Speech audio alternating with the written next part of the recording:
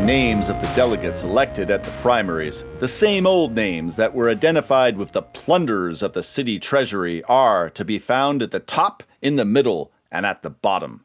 So that, in rank and file, bone and sinew, the vote early, vote often fraternity are still the warriors of the wigwam, and Horace Greeley's Tammany supporters are, to a man, almost the same whom he had grown bald in vilifying. Well, that, believe it or not, was from the October 5th, 1872 edition of the Boston Globe, reporting, as you might guess, about the goings-on at Tammany Hall in New York City, which apparently, I did not know this, was in those days called the Wigwam. And we're going to be talking about the age-old question of voting and American democracy today on Short Circuit, your podcast on the Federal Courts of Appeals. I'm your host, Anthony Sanders, director of the Center for Judicial Engagement at the Institute for Justice. We're recording this on Wednesday, November 29th, 2023. We got an old friend and a new colleague today to introduce you to. Who are you calling old? Pass here on Short Circuit. And before then, though, they're going to talk both about cases about American democracy, the right to vote, the right to run, the right maybe not to run for office, barriers to running for office, barriers to getting into court, all that good stuff in a little bit.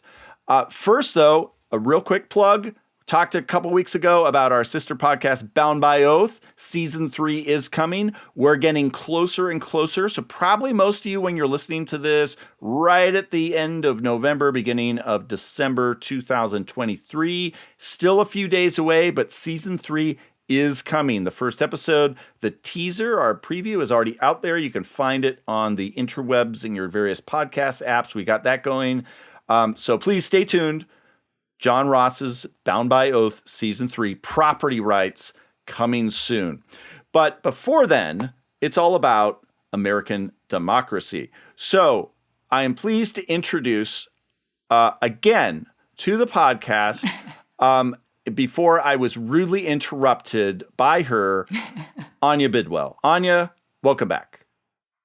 Hi, Anthony. It's great to be back. Anya has a lot going on right now. She's this little matter at this small court in Washington, D.C.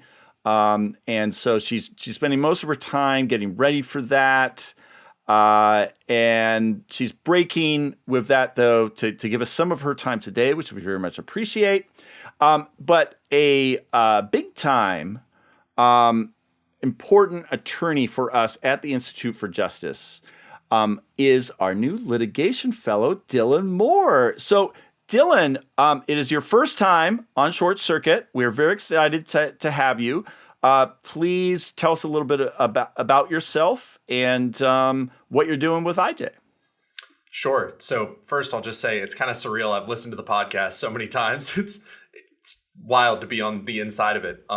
But I'm a native Midwesterner at heart. I was happy when I got to IJ to find that there were so many other people from Indiana, which was something I didn't know.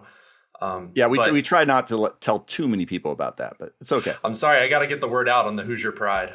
But I've been a big fan of the Institute for Justice for a long time, and it's just really surreal to get to be a part of it now. Great. And you are a graduate of the University of Chicago Law School. I understand. So my wife approves of that, being also a grad of that place. And you were a clerk for the university for our office in Minnesota, where I used to have an office, and I still live in Minnesota. But have you ever actually been to Minnesota? I haven't. No, I kept saying, like, once I started here, I would make a trip up to the office, but now that's not possible. Well, we'll get you out sooner or later. But Dylan was a clerk of ours at IJ Minnesota. We recently closed our office, although all of us who work there are still here. We just have a virtual setup now. But he was a clerk of ours in the summer of 2020, which meant he did not actually physically make it, but he still did some great work, and we're very happy to have him as a fellow now. And also, this is a very special episode because it is our 300th episode. Now, we did a big old kind of where are they now? Where did we come from? Origins type of stuff in our episode 200. So we'll put a link to that in the show notes. We interviewed John Ross, the original host, now Bound by Oath host. We interviewed Clark Neely and Evan Bernick, who were on the show in the early days, and we had a few other folks on. So you can listen to that. We're now a couple years removed from that. We do an episode a week now, which we didn't used to. That's how the numbers have gotten like fast quickly, even though we're almost 10 years old. This podcast is almost 10 years old now. But one of the Mark 300th episode. Anya, you've been on a few of those. And yes, I have. Now I'm going to have to go buy strawberry shortcake and have 300 candles. I was looking for an excuse to do exactly that. And we'll have more when we get to our 10th year anniversary very soon. We're gonna have more to say. But one of the Mark 300th episode, we've had a lot of fun times here on Short Circuit, and you can listen to to get some of the story in the background if you're curious on the 200th, which we'll put a link in the show notes. So there was some big news in the voting rights community a couple weeks ago, also in the cause of action community, for want of a better phrase. And this was all sparked. That's a very important community. This was all sparked off. Very big. By our friend Judge Strauss on the 8th Circuit, who had some things to say that surprised a lot of people about Section 2 of the Voting Rights Act. So, Anya, take it away. Section 2, Judge Strauss, 8th Circuit. What's going on here? Yeah, so the case is short circuit.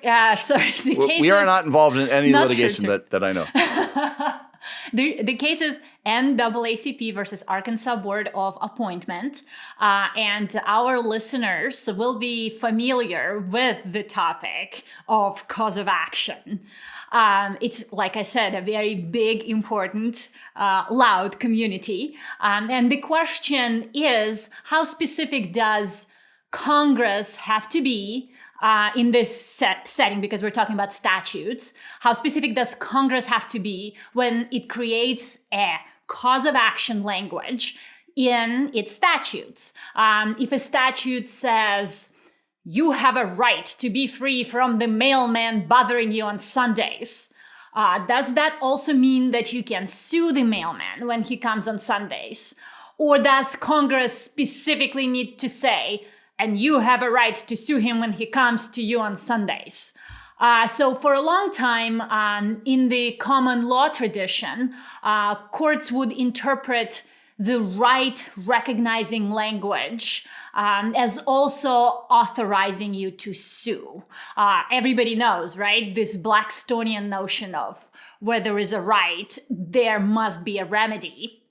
But that's really not true anymore, especially when it comes to federal courts. The rollback really started with Justice Scalia in the 1980s. And this case that we're talking about today is a great example of that. So NAACP and Arkansas Public Policy Panel sued the Arkansas Board of Appointment for discriminating against Blacks in violation of Section 2 of the Voting Rights Act. They sought declaratory judgment, declaring the redistricting to be unlawful.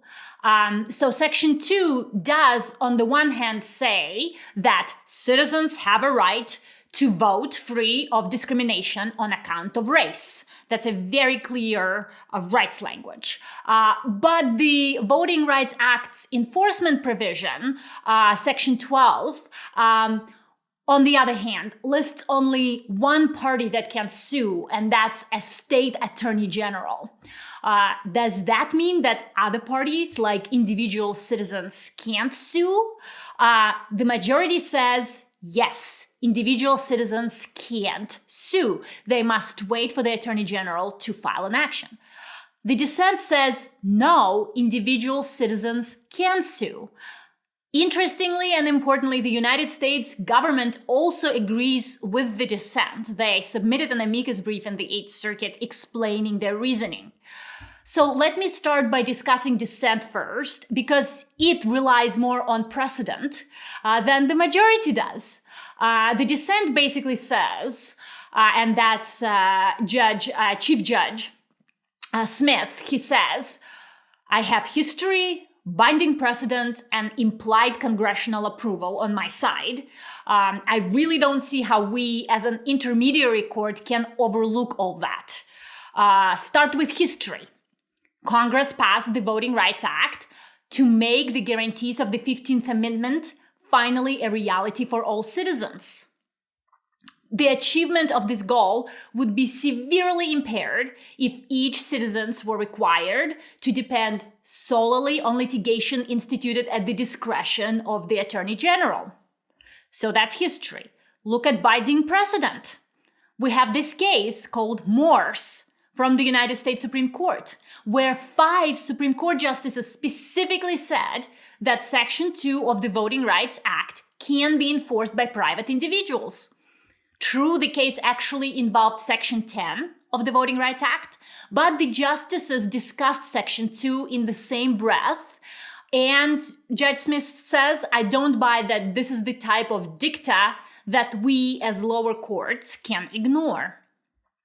Oh, he also says, by the way, over the decades, hundreds of cases assumed that private individuals can sue, and he just lists a whole bunch of lower circuit court precedent that relies on that understanding. So he looks at history, he looks at binding precedent, and finally he looks at implied congressional approval. He says the Voting Rights was passed in 1965, at the time where rights of action were routinely implied. That was not controversial. So the background assumption was that Congress didn't need to specify that people can sue when their right to vote was discriminated against. So they didn't put that specific language in there. So for Judge Smith, it isn't even a close call. And the United States agreed with him for largely similar reasons. It also added that the court should at least allow enforcement under Section 1983 if it disagrees with NAACP here. After all, the Voting Rights Act is unquestionably a right-creating statute, and under Gonzaga, there's presumption that individuals can sue under 1983 if that's the case, unless the text of the statute is unequivocally against it, which it isn't. So that's Judge Smith and the United States. Let's now go to the majority. Judge Strass basically says that precedent really doesn't tell him much, since it's dicta. All we must do is to look at text and structure of the Voting Rights Act, and both, he says, are against the plaintiffs here. It is immaterial that the courts so far have been assuming that the private right of action exists. What matters is that the text of Section 2 does not say who can or cannot sue. There is an enforcement provision that applies to Section 2 under Section 12, and it mentions only one party that can sue. It's a state attorney general. So the negative implication canon basically tells us if one thing is mentioned, then by definition the other thing is excluded. As a result, only the attorney general can sue. Strass is confident in this conclusion because he understands, as a former federal courts professor, the doctrinal world in which he currently operates. And it's a world where Scalia's method of interpretation and his skepticism of implied rights of action dominates. In this world, legislative history, especially post-enactment legislative history, is not nearly as important as text and structure. In addition, in this world, you can't imply remedies under the Constitution or a statute. Because text dominates, text must specifically say what is to be done. And if it doesn't, you can't make it. There is this common law idea that where there is a right, there is a remedy. But that's not for federal courts under this view. Federal courts are not common law courts and can't engage in legislative action by filling in the blanks of the Constitution or statutes. And that is especially problematic with constitutions, because constitutions are extremely difficult to amend. At least with statutes, you can say, okay, Congress, go back and clarify that you meant for private parties to be able to sue. With constitutions, it's very difficult to, go back and say, Fourth Amendment, let's amend it and let's specifically say that individuals can sue under the Fourth Amendment. We have a statute for that, 1983, but when it comes to federal officials, 1983 doesn't apply. So what you end up with is that you have a Fourth Amendment provision in the Constitution. There isn't an enforcement statute, so you can't sue federal officials when they beat you up and unlawfully search your house. And speaking of 1983, that's also an interesting caveat in Strass's majority opinion, because he says, there is this argument about 1983 and how at least plaintiffs here should be allowed to sue for violations of their rights under Section 1983. But he says, listen, it was barely briefed. It's just in a footnote. And, they essentially they lost their right to argue this at this point. The United States government, of course, extensively briefs it in their amicus brief. And frankly, if Judge Strass wanted to reach that question, he could have reached that question. But he chose to let that be. And the holding is that the Voting Rights Act, because it does not specifically say that private parties can sue under that Voting Rights Act, is not for private parties to use to enforce their rights. I just can't believe that there's this whole basket of rights that we have. And then the people that have to actually, work on our behalf to enforce those rights might be so, politically against us that they don't want to stand up for the people that they don't like. And this idea that you have to just put your rights in the hands of an enforcement mechanism that you have no real control over, it's just so frustrating. Yeah, but I do want to say, I don't think it's about politics. I do think it's about fundamental philosophical disagreement over what federal courts are supposed to do, right? It is this idea that it's for state courts to do this common law thing about where there is a right, there must be a remedy, that federal courts are of limited jurisdiction, unlike state courts that are of general jurisdiction. So federal courts really can't go about doing stuff that is not specifically in the text. And I agree with your intuitive reaction. How can it possibly be that you have a right guaranteed to you by the Constitution and yet you can't enforce that right? But it is a very nuanced philosophical view, very much based in, in the serious idea that federal courts are powerless to imply rights of action. But if you're going to tackle such a big philosophical question in an opinion like this, why sidestep the 1983 argument? And I don't think he tackles this big philosophical question. He's basically saying, listen, the Supreme Court has been really, really clear about this since the 1980s. And he cites the Bivens precedent, right? Hernandez versus Mesa and Egbert versus Boulay, where the Supreme Court basically says federal courts stay out of implying causes of action. And yet, so he feels... and yet the Supreme Court seems like it has assumed basically it's pretty close held that there is a private right of action under the statute. Those are back in, as they say, the heady days where courts used to do that. But that's Justice Scalia's phrase for our listeners. He called it the heady days of the federal courts. But that is a little, I'd say that's pretty aggressive. Reading of some kinds of U.S. Supreme Court precedent and not other kinds.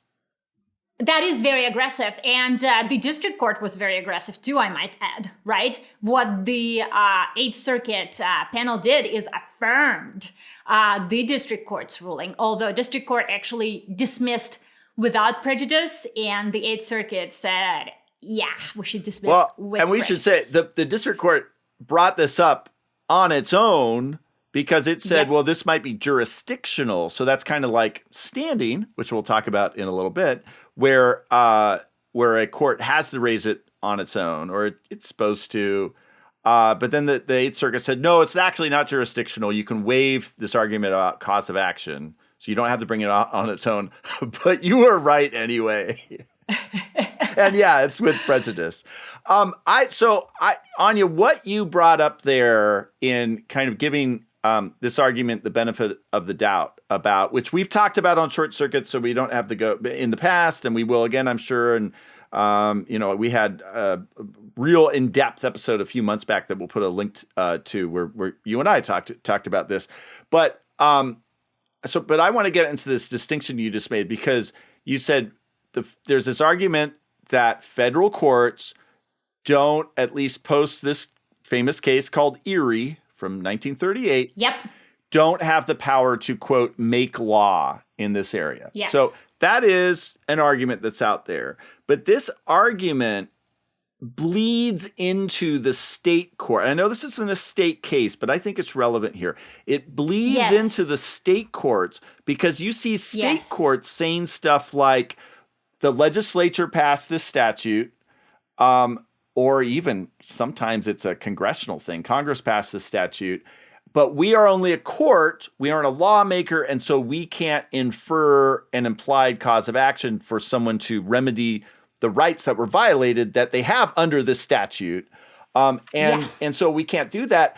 But they're a state common law court. They have the same rights that, any court going back hundreds of years would have.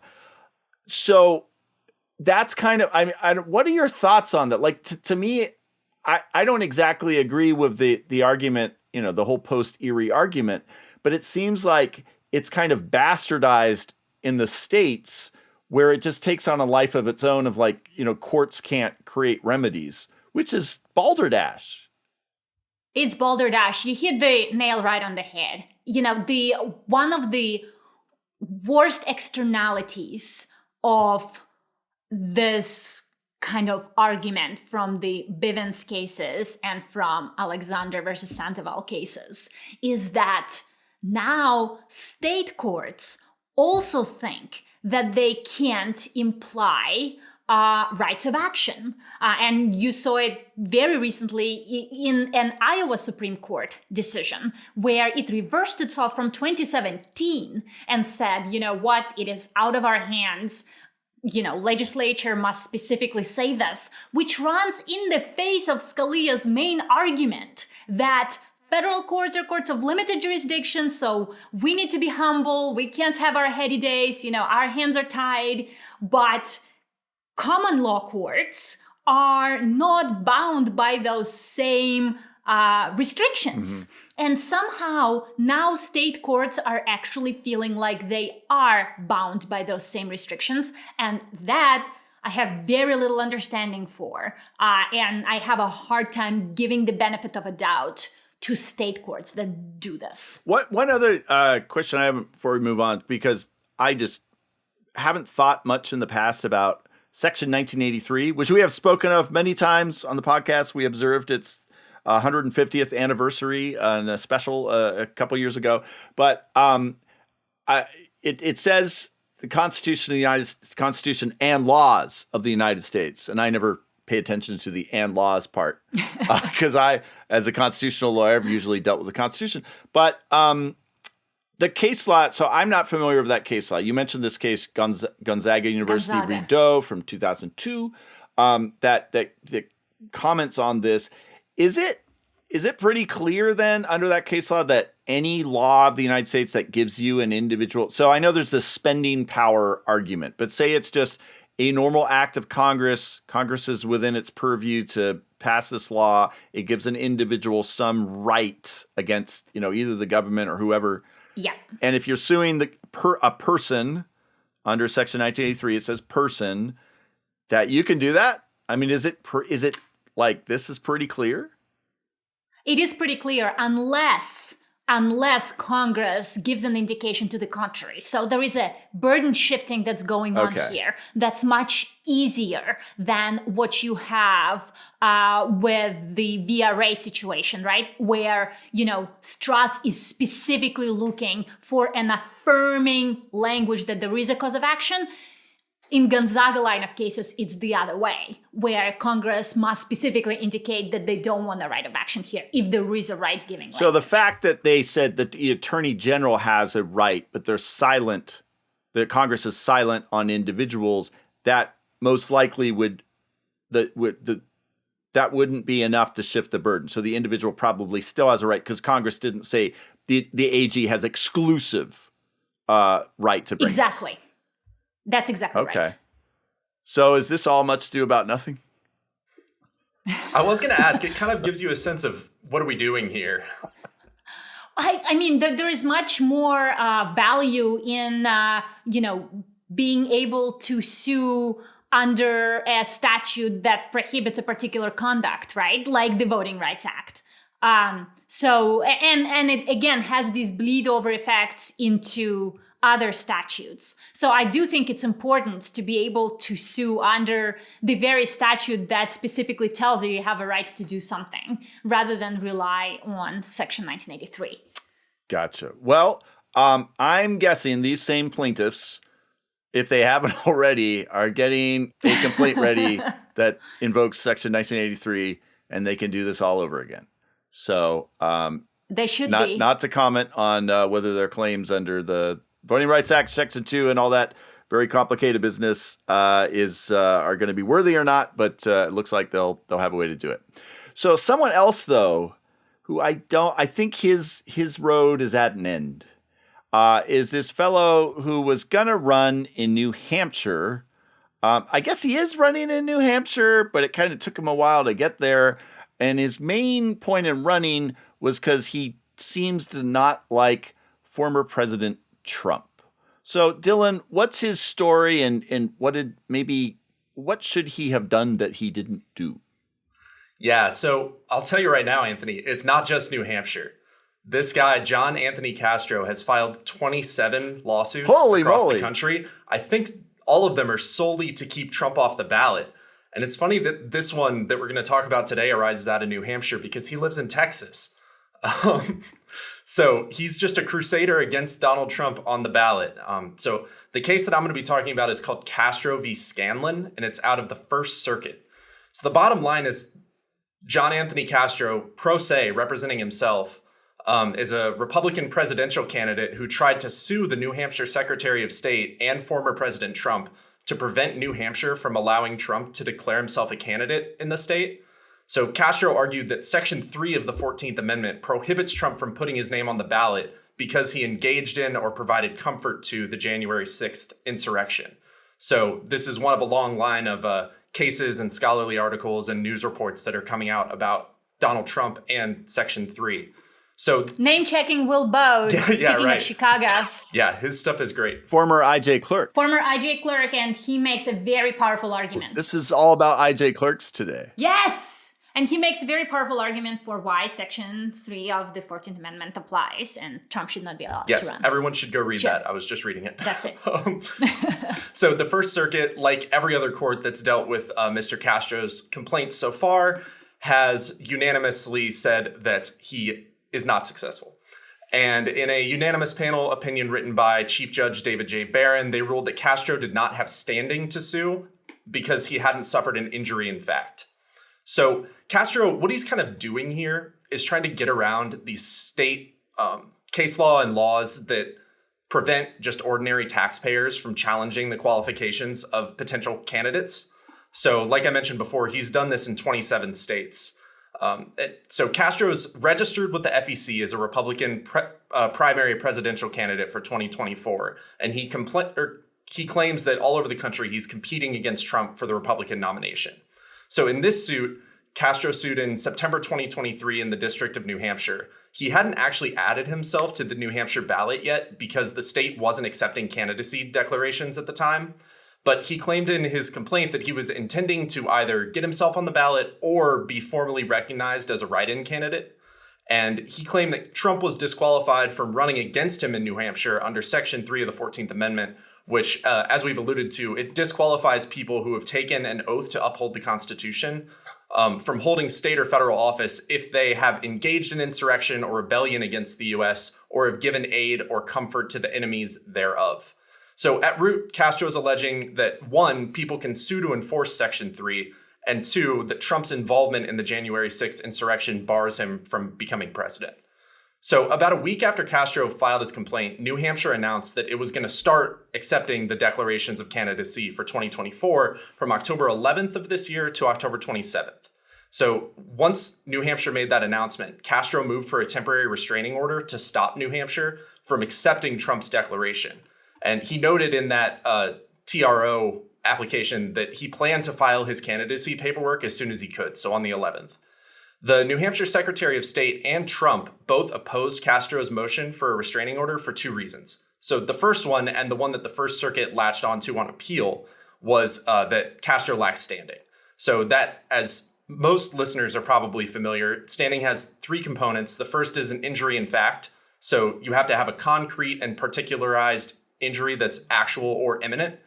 2, you have to show that the defendant caused this injury. And 3 is redressability. So you have to show that the relief that you're asking for will fix that injury that you've suffered or are about to suffer. And the defendant's other argument against Castro's suit was that his lawsuit presented a political question that Congress or another branch of the government, not the courts, should figure out. I won't go too much into this one because it's not what the First Circuit ended up latching onto, but that's another question floating around here for the intersection of Trump and the 14th Amendment. So Castro claimed that he had something called political competitor standing, because if Trump was allowed on the ballot in violation of the 14th Amendment, Castro would lose votes and funding opportunities. And in response, Trump basically was like, this guy is too small time. He's not a serious candidate. And Very, yeah, believe it or very not, it was small candidate, I think Trump would say. And he said, Probably making fun of his last name. Something to do with Cuba. But yeah, basically Trump was like, me being on the ballot isn't going to make this guy any less likely to be president because he's not going to be president. So the district court has this hearing to determine if it has jurisdiction, if Castro has standing. And Castro submits all this documentation that he has now, signed up to be a candidate. He submitted all his paperwork, and says that even though he doesn't have any campaign efforts at this time in New Hampshire, he's definitely going to ramp them up soon. Over this evidentiary hearing, there was also some unfortunate tweets that came out from Castro saying that he was just planning to do this all across the country, which was not a good look for him for reasons that will come back later. And the defendants put an expert on during this hearing that basically just ragged on Castro for being, running a lifeless, amateur, and unserious campaign that had no activity except for a very lame website. So a week after the hearing, the district court agreed with the defendants and said Castro did not satisfy any of the standing requirements. And even if he did, this is a political question that the courts are not well equipped to handle. So Castro appeals. And before the First Circuit heard the appeal, Trump filed his declaration of candidacy. So there's an argument there that this all could have been moot, but the First Circuit doesn't get into that. Instead, it reaches the same conclusion as the district court, but on narrower grounds. It says Castro has not suffered an injury in fact, so he doesn't have standing. So on appeal, Castro tried to bolster his standing argument by saying that he has now hired campaign staffers in New Hampshire and he was going to start mailing out postcards to voters. But the First Circuit said this was all too late.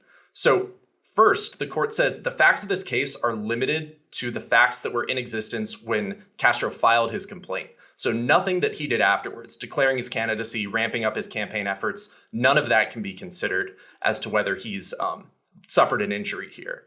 And then the court kind of squarely turns to this argument about political competitor standing. It says the First Circuit hasn't recognized the standing doctrine explicitly, but it analogized to something called economic competitor standing. And in those cases, you can show that you have an injury in fact if you might suffer a probable economic injury resulting from a government action that alters competitive conditions to favor your opponents. So this derives from the idea that the market is a zero-sum game, and if the government's helping out your competitor, you have standing to do something about it. And to get this economic competitor standing, you have to be a direct and current competitor of whoever got the government's favor. So the court was worried that adopting too broad a definition of this political competitor standing would basically allow anyone to announce their candidacy in a race just to sue and disqualify somebody else. And they say this would circumvent that rule that I mentioned earlier, that taxpayers can't challenge a candidate's qualification just as taxpayers. So to satisfy this injury requirement, the court said Castro had to show he was a direct and current competitor with Trump in the 2024 New Hampshire Republican presidential primary when he filed his complaint. And just looking at Castro's complaint, before he had announced his formal candidacy and filed the paperwork, and before he had ramped up any of his campaign activity in New Hampshire, the court said that doesn't cut it. It's interesting, though, because Castro, when he filed his complaint, he couldn't have been on the ballot because the window to get on the ballot had not opened yet. So this does raise a weird question of, like, when are you allowed to even bring these challenges if you can at all? If Castro were to do it now, would he be able to do that? Would he have standing? I don't know. I think for reasons that'll come in a little bit later, the court still probably just thinks he's too small time. Yeah. And that actually leads really well into sort of this next part of the opinion, which I don't know that it's necessary, but the court is basically saying even if Castro had amended his complaint to include all of this information, it wouldn't have been enough. And I think here the court kind of tells you what it really thinks. Like, it goes on this very technical, like, we have to look at the world just as the complaint explained it, and we can't think of anything else when we're deciding this, which in a lot of cases makes sense. But here the court wants to ward off an amended complaint by saying, even if you filed one now, it wouldn't matter. And basically the court just says, I mean, it sounds a lot like what the experts said below, which is this guy's just too small time to be the one that knocks Trump off the ballot here. You have to have a significant interest. You can't just make a nominal appearance on the ballot. And so even if the court considered all of Castro's current campaign efforts, they say that it's just not enough for him to be meaningfully competing directly with Donald Trump in the New Hampshire Republican primary. So even if people don't vote for Trump, it's probably not going to benefit Castro. So it's not good enough. And it's a unanimous opinion. Yes. It seems like the fact that he just didn't do any actual campaigning is the hook that the court, grabbed onto, which I am very skeptical about, and we can get to that in a moment. But yeah, it did seem like the guy really isn't doing himself any favors in how he's pleading and how he's he didn't have. I think to do something like this, right, you got to have your ducks in a row. And he says, well, I'm going to be a candidate, but I might be a write-in. Well, that's a red flag right there.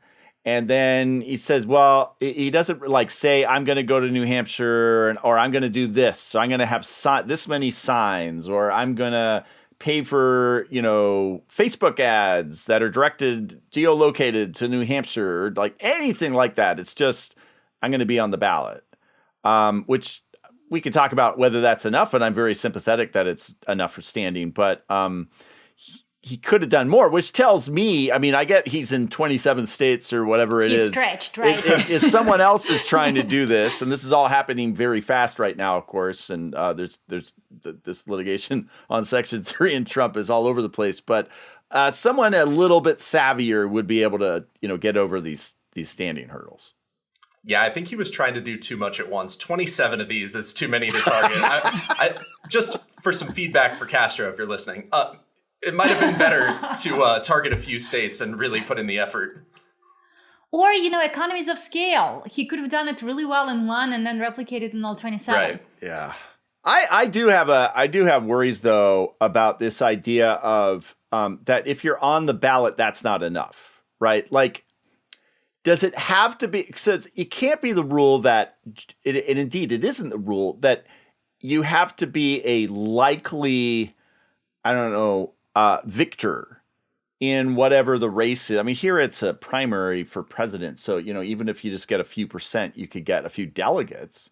But it can't be that like if you're probably or like you have a shot at winning that you have standing because, people run. Yeah, I could run for office just to try and get 1% of the vote because I'm trying to Right. raise my name recognition, whatever. And if there's someone else on the ballot, that's going to take away from those votes. That's standing. I mean, that's and in voting, they bend all kinds of rules for standing, right? Mootness isn't a concern because you could run again in the future, and usually courts don't care too much, how much you promise you're going to run again in the future. There's First Amendment cases all over the place about some of which we've been involved with at IJ, where standing is like all over the place, or wallowing in standing when it comes to First Amendment and campaign lawsuits. And yet here they analogize to this economic competitor stuff, and which is there's a whole different, I think, question in that area. So I see this as another one of these off ramps to not getting the Section Yes. 3. And Yeah. unfortunately, it's made Yes. standing a little bit harder in the First Circuit because they chose an off ramp. That's why it's so important to pay attention to federal jurisdiction and all these different rules like standing and cause of action, because courts have just so many ways to get rid of cases they don't want to deal with, even if the questions raised in those questions are very important ones. In those cases, I always quote Dean Chemerinsky on this, right? If a court were to deny you a specific right, people would be marching in the streets protesting that. But if the court were to say, "Oh, too bad, you were so close, but you didn't quite get there," then it's like, oh, okay, something procedural and really boring. I'm going to stay home and not worry about it. So it's a very, very persnickety way to avoid doing the hard stuff. Yeah, and it's judge. strange. On reading this case, Anthony, you mentioned this a little bit earlier, I think, but it seems like the only people who have a shot at having standing here are people with a reasonable chance of success. Yeah. But those people also seem to me like they would be the least likely to bring one of these claims just for purely political reasons. Like, I don't think that it would win you many favors to disqualify probably, the leading Republican candidate. I don't think that would rally the base. So the only people who, arguably can even bring these claims are the people who are least incentivized to do so. Yeah, and in this circumstance, I mean, there's a lot of races where they would, a lot of us know the story of Barack Obama, the way he got into state legislature is he challenged the signatures for the incumbent in his district successfully, which it wasn't a lawsuit, but I mean, it might as well have been. But yeah, a lot of the time that is going to be true. And also, I think, I don't think it's that barring for future similar situations, of which I don't think there will be any, but it's future lawsuits where it's this type of standing where you're on the ballot. Because again, if this guy had said, I'm going to send out X number of postcards, or I already have, or I've not just set up a website, but have done a few other things, I'm a real candidate. Doesn't mean you're a professional winning candidate, but I'm a real candidate. But it seemed like he was I am a paper candidate, and that's it. And that's just not. It should be enough, but I can see why it's not enough. And so someone doing a little bit more in the future, I think, is probably going to be okay. Thankfully. Not to say anything about the merits of these claims, of course, or any others. You can, if you want to get in those merits, there are plenty of other podcasts that have talked about that. Plenty of 126-page articles if you want to go read that. With our old clerk and my old professor, Mike Paulson. But if you want to sue in the First Circuit, things just got a little bit harder. But you know what? Things are a lot easier to understand when it comes to that case and Section 2 of the Voting Rights Act because of our lovely guests today. So thank you both so much. Anya, you can go back to all this briefing or whatever it is you're dealing with. Dylan. I really appreciate you giving me this opportunity to actually get my head out of there. And it's nice. Anya will be arguing before the Supreme Court later in 2024. We look forward to that. Speaking of podcasts, oral arguments now are essentially podcast recordings coming to you on Oh Yes at some point in February or March. Gonzalez versus Trevino. And they're much longer than they used to be too, with all the seriatim questioning which I think have. is a great thing. Yeah. Yeah. Maybe we can save that for unpublished opinions. That would be fun sometime. I just listened to one this morning. It was a lot of time to set aside. Yeah. But in the meantime, I hope everyone enjoys Bound by Oath. Get ready for that. And also, I hope that all of you get engaged.